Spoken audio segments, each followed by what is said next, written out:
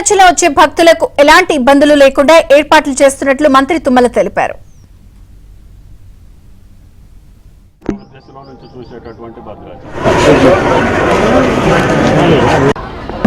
సంతోషం. ఈరోజు భద్రాద్రి రాముడికి గౌరవ ముఖ్యమంత్రి శ్రీ రేవంత్ రెడ్డి గారు గత శ్రీరామనవమికి వచ్చినప్పుడు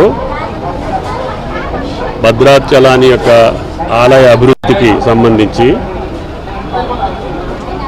చిరకాల కోరిక, ఈ ప్రాంత ప్రజల యొక్క ఆకాంక్ష.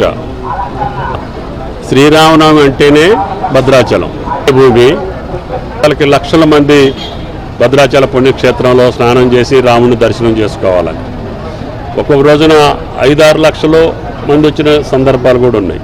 అందుకనే గోదావరి మీద 2వ బ్రిడ్జ్ నిర్మాణానికి కూడా రాముడు సహకారంతో చేసే అవకాశం నాకు దక్కింది. పోలవరం పూర్తయిన తర్వాత నదీ జలాల యొక్క వ్యవహారంలో కూడా మనం గోదావరిని ఒక పర్యాటక ప్రాంతంగా, అదేవిధంగా ఒక ప్రయాణానికి సౌకర్యం వచ్చేటట్టుగా గతంలో ఎప్పుడో బ్రిటిష్ వాళ్ళే మనకి దుమ్మగూడెం నుంచి ఈనాడు బకింగ్హామ్ కెనాల్ మీదుగా చెన్నైకి సరుకులు రవాణా చేసుకునేటటువంటి ఈ గోదావరి నదిని మళ్ళీ పునరుద్ధరించాలనేది నా మనసులో కోరిక.